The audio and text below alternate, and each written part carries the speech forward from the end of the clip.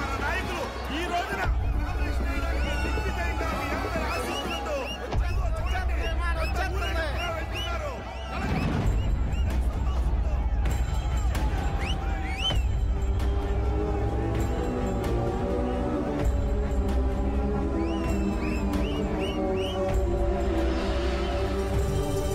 నామినేషన్కి ఎంత అలవాటు చేస్తున్నారు రే. ఇక నెగ్గితే భూమి మీద ఆగర్రా బాబు వీళ్ళు. ఇంకా ఎంతకాలం వెనకాలే వెళ్తారా గుర్రెల్లా మేకల్లా వాటి వెనక తాకల్లా. వచ్చేవాడు కొత్త వేషంతో వస్తాడు, పోయేవాడు మరో వేషంతో సిద్ధంగా ఉన్నాడు. అయినా మనకు అర్థం కాలేదు, భరిస్తాం. ఈ ఊళ్ళో 4 వీధులు తెలిసిన వాళ్ళు, ఇంట్లో గుర్తింపు లేని వాళ్ళు ఎలక్షన్ ఈ 4 రోజులు ముందు సీట్లో కూర్చొని ప్రచారానికి దారి చూపిస్తారు. ఆ తర్వాత వాళ్ళు ఏ బస్ ఎక్కారో ఏ బస్ దిగారో ఎవరికీ అక్కర్లేదు. అయినా మనకు అర్థం కాలేదు, భరిస్తాం. చరిత్రలు తిరిగిపోయాయి, రోజులు కరిగిపోయాయి, వానలు కురిశాయి, ఎండలు కాశాయి, మనలో మాత్రం మార్పు లేదు. ఇక్కడ కుల పోరాటాలున్నాయి, మత విద్వేషాలున్నాయి, ఎవడు న్యూస్ పేపర్ వాడుకుంది, ఎవడు అజెండా వాడుకుంది. మనకు మాత్రం ఏడుపు తప్ప మరో భాష చేత కాదు. మన కోపాలన్నీ రైల్వే స్టేషన్ క్యూలో నిలబడి దెబ్బలాడుకోవడానికి, మన జ్ఞానాలన్నీ లోకువగా ఎదురొచ్చే భార్యపై అరవడానికి. అయినా మనకు అర్థం కాలేదు, భరిస్తాం. ఎవడో 4 రెచ్చగొట్టే ముక్కలు మాట్లాడితే చాలా, ఇలా ఎవడు పడితే వాడి వెనకాల వెళ్ళిపోతావా? నీ తల్లిదండ్రుల్ని, నీ ప్రేయసిని, నీ ఉద్యోగాన్ని ప్రేమించిన ఆ గుండెతోనే వాటికి ఉప్పొంగిపోతావా? అంత అల్పమైన హృదయమరా నీది? అయినా మనకు అర్థం కాలేదు, భరిస్తాం.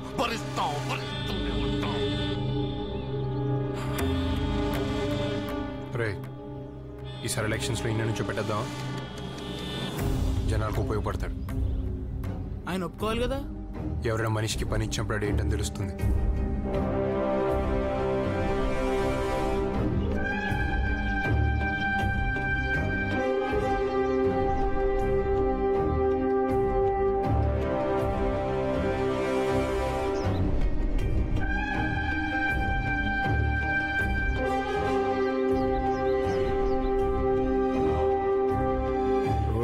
తిరిగే వాడితో నామినేషన్. సార్, దీని మొత్తానికి కారణం ఆ కుర్రోడేనండి. ఇప్పటిదాకా మనం బలం గురించే ఆలోచించాం, ఇప్పుడు బలహీనత గురించి కూడా ఆలోచించాల్సిన టైం వచ్చిందండి. ఇదిగో ఈ మహానుభావుడు నాడే ఆ హైదరాబాద్ నుంచి వచ్చాడు చూడండి. ఆడు తుమ్మమంటే తుమ్ముతాడు, ఉమ్మమంటే ఉమ్ముతాడు. ఏం చేయమంటావు? కలిసి టిఫిన్ చేద్దాం, కలిసి భోజనం చేద్దాం, కలిసి ప్యాకెట్ ఆడదాం, కలిసి డ్యూటీ చేద్దామని లొంగ జుట్టేస్తున్నాడు.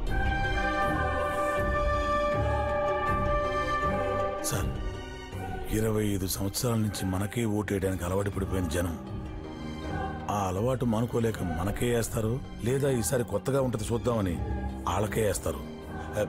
మొత్తానికి ఏదో జరుగుద్దండి.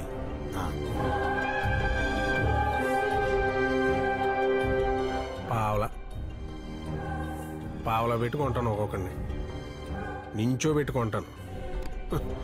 దేవుడి దగ్గరికి వెళ్ళేటప్పుడు కొబ్బరికాయ గురించి మట్టుగా ఆలోచించి వచ్చాను.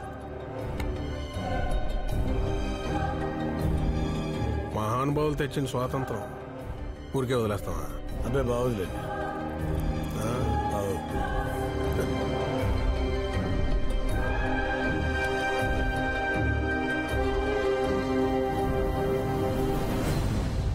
ఈ ఎలక్షన్ బాగా ఇంట్రెస్టింగ్ గా జరగబోతుంది. అన్ని మూమెంట్స్ లైవ్ గా తీద్దాం సార్. తర్వాత మీటింగ్ లో కలుద్దాం. Okay sir. మన ఇద్దరం కలిసి షూట్ చేద్దాం sir. Very smart. Thank you sir. Welcome sir. 25 సంవత్సరాలుగా నన్నే ఎన్నుకుంటున్నారంటే ఏ ఇల్లు నాకు కొత్త, ఏ మనిషి నాకు కొత్త. ఏ ఇంట్లోనైనా ఎప్పుడైనా తినగలిగే స్వతంత్రం నాకుంది. బతుకు మీద ఆసక్తి కలగాలి, బతికే తీరు మీద ఆసక్తి కలగాలి, డబ్బు మీద ఆసక్తి పెరగాలి, డబ్బు సంపాదించే మార్గం మీద ఆసక్తి పెరగాలి. అందరం కలిసి ఎదగాలి. అలా ఎదగాలంటే నేను రావాలా వద్దా? మీ మనసుల్ని కదిలించే శక్తి నా దగ్గర ఉంది, మనుషుల్ని కదిలించే శక్తి నా దగ్గర ఉంది, కానీ ఓట్లేయించే శక్తి మీ దగ్గర ఉంది.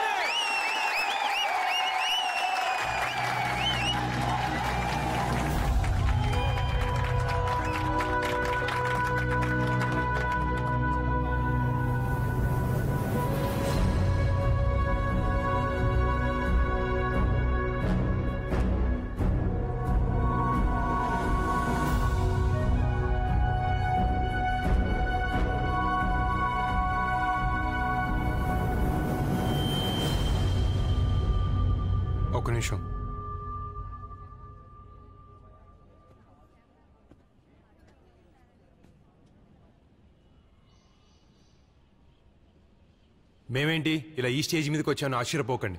కుర్రాలం కదా, మా దగ్గర పెద్దగా డబ్బులు లేవు. పైగా మీరు ఎవరికి ఓటేయాలనుకున్నారో వాళ్ళకే వేస్తారు. దానికి ఎక్కడి నుంచి చెప్తే ఏంటి, అనవసరమైన ఖర్చు తప్ప. కాకపోతే నాదో చిన్న రిక్వెస్ట్, ఎవరైనా ఏదైనా మాట్లాడేటప్పుడు దయచేసి చప్పట్లు మాత్రం కొట్టకండి. అదొక్కటి చేయండి చాలు. నిజమైన నాయకుడు ఎవరో అప్పుడు తెలుస్తుంది.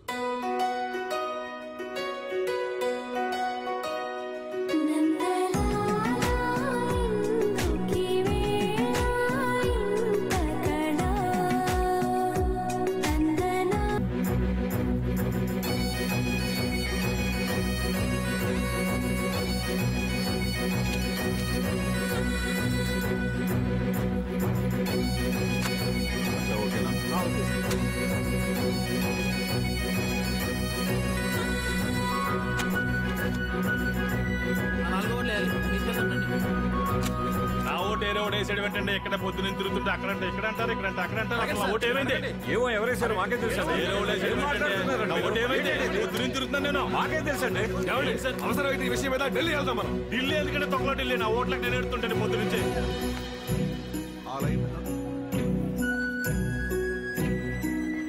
ఏమైంది సార్? ఈ మధ్య అన్నింటికి క్యూలో నుంచోటం అలవాటు అయిపోయి కొంచెం కాలు పట్టేసిందండి. Please take care sir. ఎంతో కొంత మీలో కూడా ఉండకపోతే మీ కొడుక్కి ఇంత గొప్ప లక్షణం రాదు. చాలా బాగా హ్యాండిల్ చేశాడు సార్. ప్రతి మనిషికి నేనే ప్రత్యేకమని ఫీల్ అయ్యేలా చేశాడు చిన్న చిన్న పనులతోటి.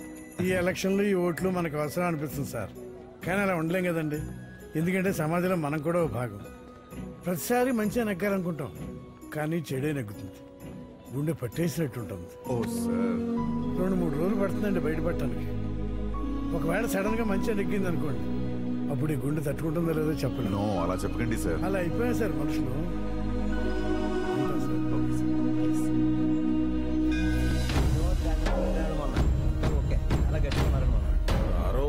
అస్సలు చూసుకోకలేదండి. కాకినాడ రత్న రండి చైర్మన్ గారు, రండి దర్శనం చేసుకుందరు గారు. రండి చైర్మన్ గారు, లోపలికి వెళ్దాం. ఊరుకోయా, సాయంత్రం నెగ్గాలి అప్పుడు చైర్మన్. అప్పటిదాకా ఇదిగోలా సామాన్యులమే. ఎప్పుడో గాని రావాలంటే అవకాశాలు, వాళ్ళు ఎప్పుడు రావాలి ఇలా క్యూలోని. రండి అందరూ చక్కగా లైన్లో వెళ్దాం. రండి చైర్మన్ గారు, రండి సార్. మహానుభావుడు, విజ్ఞానం మొత్తం ఆయన చుట్టే తిరుగుతుంటది. రండి లైన్లో నుంచి. లైన్లో నుంచుంటా కంటే నుంచిన వాళ్ళని చంపేయడం చాలా ఈజీ కదరా. అయితే ఇదిగో ఈ దత్తుగడితే మొదలెట్టండి. సగం అయితే వెళ్ళిపోతే ముందే పని చూడండి. దేహానికి ఉన్న తాపం పోతుంది. వీళ్ళిద్దరికీ బ్రహ్మముడి వేసిన బ్రహ్మగారున్నాడే.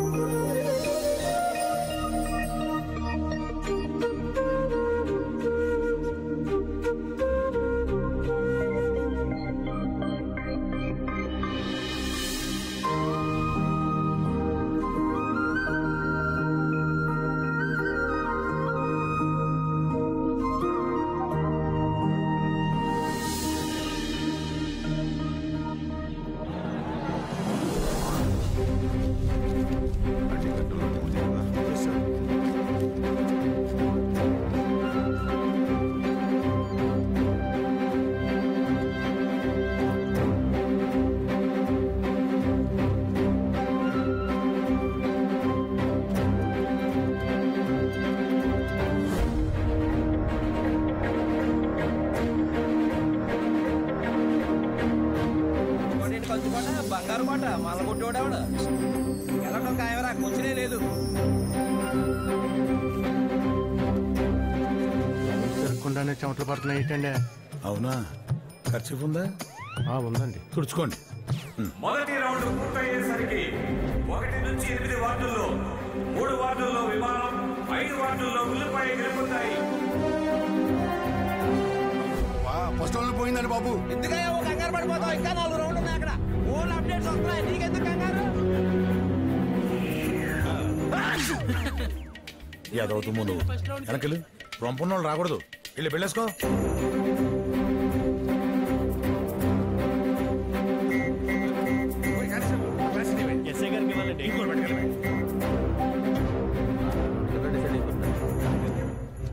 చేతిలో వాటర్ గ్లాస్ ఏంటనుకుంటున్నావా?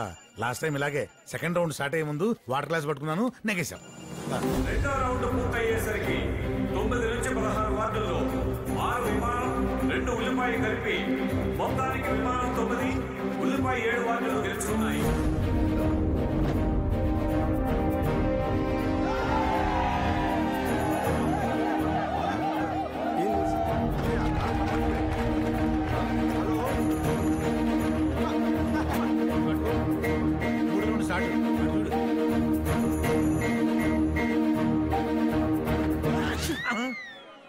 నిన్ను బెళ్ళేసుకోమన్నా కదా యేసు చావు కాళ్ళు ఎందుకు ఎత్తాననుకుంటావా? థర్డ్ రౌండ్ సెంటిమెంట్ నెగ్గేస్తాం. అటు చూడు.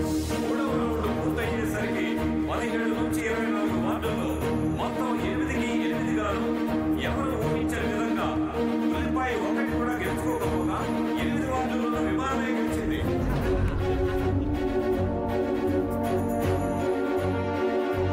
ఇక్కడ మన ఎంకలు చూస్తుంటే అపోజిషన్ వాళ్ళు రంకెలు వేస్తున్నారు. చూసారా కాళ్ళు సెంటిమెంట్ అనుకుంటావా? తప్పండి తప్పండి సార్. ఇక మిగిలింది 2 రౌండ్లే, అవి కూడా మన ఏరియా అవుట్లే. డౌట్ లేదు సార్, మనం గెలిచేసినట్టే. మీరు ఊరేగింపుతో బయలుదేరి వచ్చేయండి. వదిన గారు మనం నెక్కేసాం, కొట్టేశాం.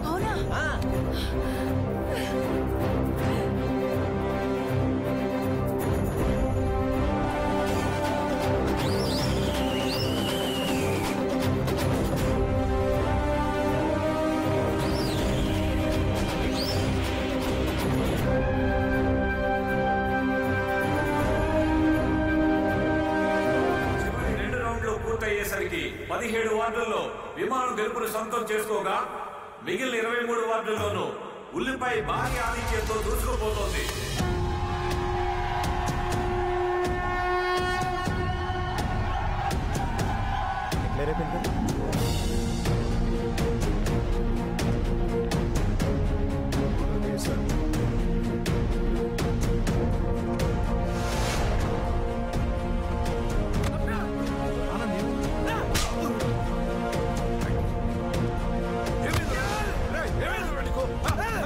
నువ్వు వచ్చిన ఇన్స్పిరేషన్ మామూలుది కాదు. ఇప్పుడు నేను వెళ్ళి చేసుకోవాల్సింది సంబరాలు కాదు, పని.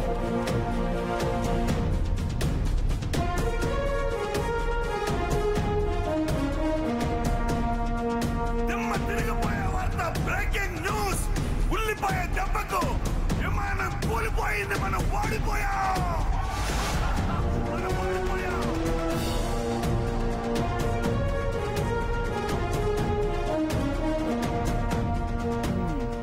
పిఠాపురం కర్పూర తైలమనే ఒకటి దొరుకుద్ది, అది వాడండి అందరూ.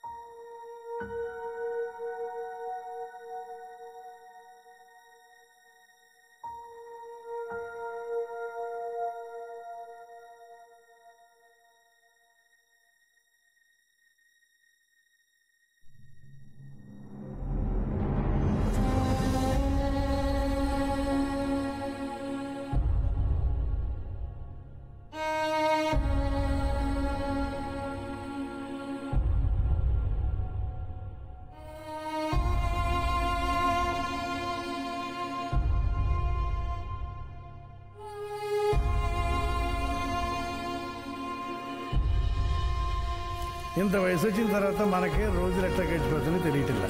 పొద్దున్న లేవగానే ఆడతా పాడుతూ తిరిగే వయసు వాళ్ళకి ఏం తెలిసి చెప్పండి. ఏదో ఒక రోజు భగవంతుడు వాళ్ళకి మంచి ఆలోచన వచ్చి చేస్తాడు. అప్పుడు వాళ్ళు వచ్చి మనకి చెప్తారు, బాగున్నారా బాబు, జాగ్రత్తగా ఉండండి మనం అంటాం. అంతకంటే మనం చేసేదేమన్నా ఉందా?